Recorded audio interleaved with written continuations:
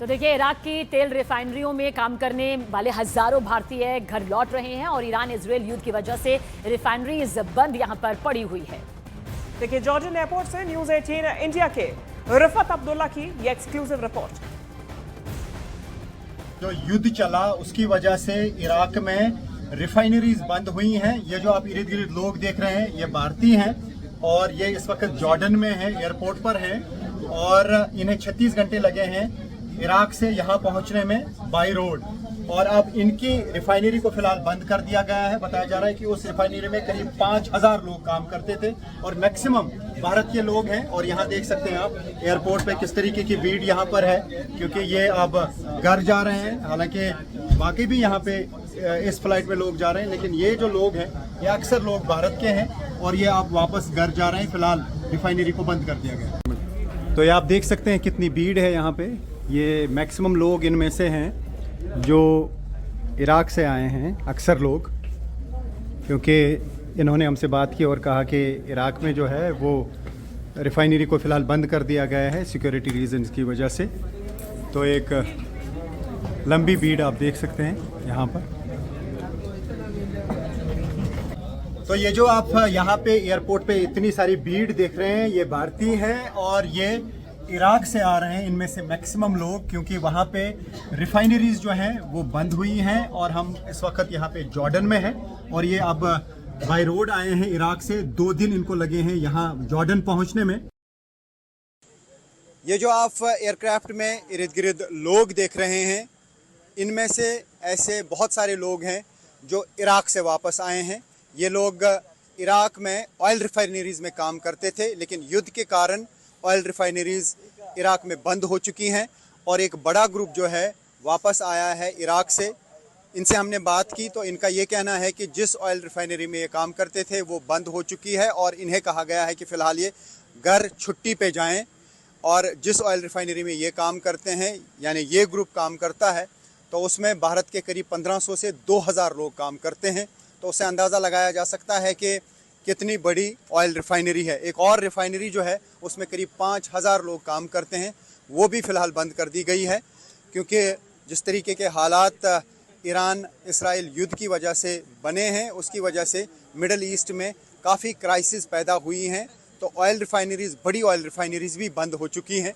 ये आप देख सकते हैं कि कितने सारे लोग जो हैं अब वापस लौट रहे हैं। यहाँ पे ऐसे भी कई लोग हैं जो सऊदी अरब से वापस लौटे हैं और उन्होंने हमारे साथ बात करते हुए कहा कि वहाँ पे खौफ लग रहा था, डर लग रहा था। उनके मोबाइल फ़ोन्स में ऐसे भी वीडियो थे जिनमें आग लगी हुई थी, धमाके हो रहे थे। तो अब ये वापस अपने घर लौट रहे हैं। अक्सर लोग इस फ्लाइट में वही हैं जो इराक से वापस लौटे हैं और काफ़ी सारे लोग ऐसे भी हैं जो सऊदी अरब से वापस लौटे हैं। प्लांट बंद हो गया है, तो ऐसे जैसे हम लोग को आने में 1 दिन लगता था, अभी हम लोग इराक से बाई बस जॉर्डन तक आए हैं। 36 घंटा लगा बस से, बहुत मुश्किल से हम लोग यहाँ पहुँचे।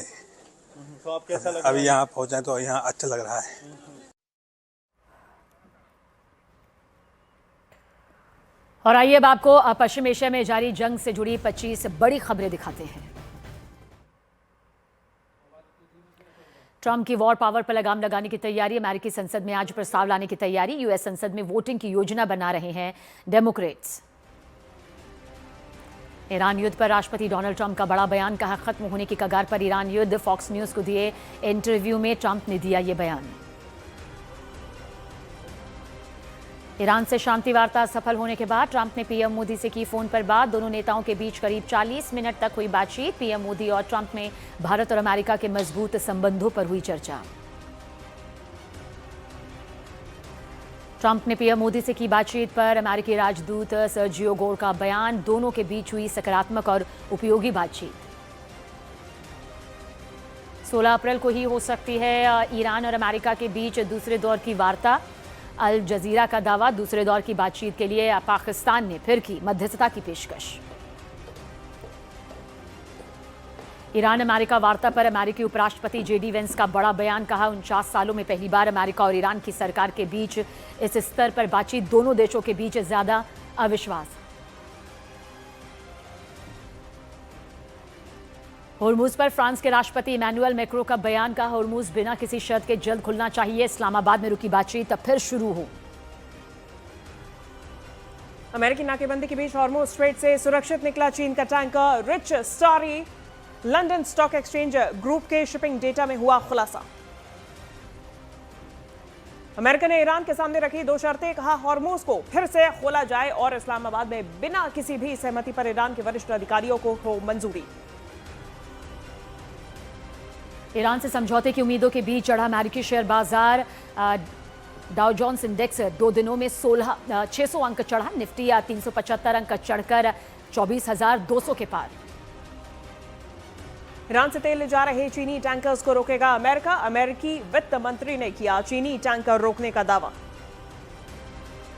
लेबनान में इजरायली सेना के हमले और तेज हुए। दक्षिणी लेबनान में आईडीएफ ने दागी मिसाइलें, हिजबुल्लाह के ठिकानों को निशाना बनाया। ईरान के पोर्ट्स पर अमेरिकी नेवी का blockade mission. US central command के मुताबिक गाइडेड मिसाइल डिस्ट्रॉयर तैनात ईरानी तट पर आने जाने वाले जहाजों को रोकेगा और सख्त नाकाबंदी। पूर्वी प्रशांत महासागर में ड्रग्स तस्करी के खिलाफ यूएस आर्मी का बड़ा ऑपरेशन। यूएस आर्मी ने ड्रग्स से लदे जहाज को बनाया निशाना। अमेरिकी सेना ने हमले का वीडियो जारी किया। ईरानी पोर्ट्स पर अमेरिकी ब्लॉकेड सख्त। यूएस सेंटकॉम ने कहा ब्लॉकेड सभी देशों के जहाजों पर लागू। ईरान के पोर्ट्स में आने जाने वाली हर शिप पर लागू नाकेबंदी। लेबनान के बिंत जुबैल में आईडीएफ और हिजबुल्लाह में आमने सामने की जंग। मुठभेड़ के बाद हिजबुल्लाह के 3 लड़ाकों ने इजरायली फोर्सेस के सामने किया सरेंडर। सीजफायर के लिए लेबनान और इजराइल के बीच 2 घंटे तक हुई बातचीत। अमेरिका में अमेरिकी विदेश मंत्री मार्को रूबियो की मौजूदगी में हुई बातचीत। इजरायली राजदूत ने लेबनान के साथ बातचीत को हिजबुल्लाह पर निर्णायक जीत बताया। इजरायल ने लेबनान में आतंकी सेल को ढेर कर दिया है। आतंकियों से मुठभेड़ में 9 इजरायली सैनिक भी जख्मी। आईडीएफ ने हमले का वीडियो भी जारी किया। स्ट्रेट ऑफ हॉर्मुज़ में अमेरिकी नाकेबंदी हटाने के लिए अमेरिका पर दबाव बना रहा सऊदी अरब। सऊदी अरब को अमेरिकी नाकाबंदी के जवाब में ईरान की ओर से बाब अल मंदेब गलियारे को बंद करने का सता रहा डर।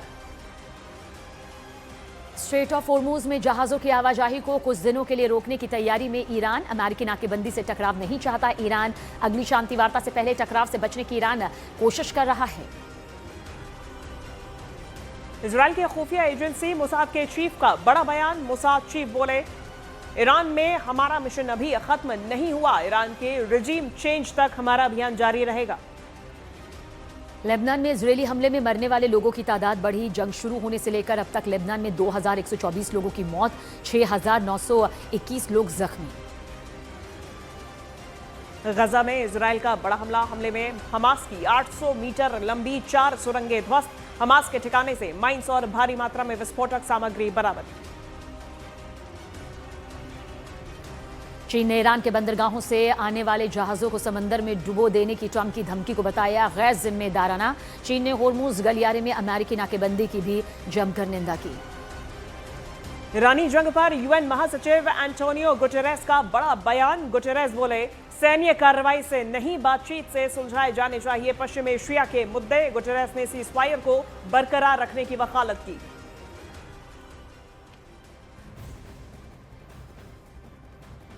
और इस बीच बड़ी जानकारी सामने आई पंजाब से, जहां के फतेहगढ़ साहिब में दर्दनाक बस हादसा हो गया। यहां फतेहगढ़ साहिब में श्रद्धालुओं से भरी बस पलट गई। हादसे में 6 लोगों की मौत हो गई, जबकि 15 से ज्यादा लोग घायल बताए जा रहे हैं। हादसे के वक्त बस में 30 से ज्यादा लोग मौजूद थे। ये बड़ी जानकारी पंजाब से सामने आई, जहां के फतेहगढ़ साहिब में दर्दनाक हादसा हुआ है। ये श्रद्धालुओं से भरी हुई बस थी, जो कि अचानक ही पलट गई। फिलहाल जांच भी जारी है। सभी घायलों को अस्पताल में भर्ती करा दिया गया। हादसे में 6 लोगों की मौत हो गई है, जबकि 15 से ज्यादा लोग घायल बताए जा रहे हैं। ये तस्वीरें आप देखिए, ये पंजाब की तस्वीरें सामने आई है। 2 तस्वीरें आपके सामने। सभी घायलों को अस्पताल में भर्ती कराया गया। फतेहगढ़ साहिब की ये तस्वीरें हैं। हालांकि इस पूरे हादसे में अब तक 6 लोगों की मौत की खबर सामने आई है। यात्रियों से भरी ये बस थी, श्रद्धालुओं से भरी बस थी, जो कि अचानक ही पलट गई। ये हादसा हो गया। इस दर्दनाक हादसे में अब तक 6 लोगों की मौत की खबर सामने आई है। कई लोग घायल हैं। हादसे के वक्त बस में 30 से ज्यादा लोग मौजूद थे।